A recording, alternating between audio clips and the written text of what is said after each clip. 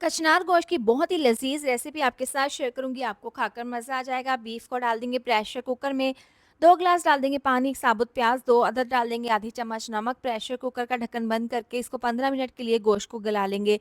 लहसुन, अदरक, हरी मिर्चों का पेस्ट बना लेंगे। प्याज़ अच्छे से सॉफ्ट हो गए हैं, निकाल कर इसका भी ग्राइंडर जग में डालकर इसका पेस्ट बना लेंगे। यखनी और बोटियों को आगे जाकर इस्तेमाल करेंगे। ऑयल डाल देंगे कढ़ाई में, कचनार डाल देंगे, अच्छे से फ्राई कर लेंगे। 5 से 6 मिनट के बाद दूसरे बर्तन में निकाल लेंगे। इसी ऑयल में प्याज़ का पेस्ट डालकर फ्राई कर लेंगे।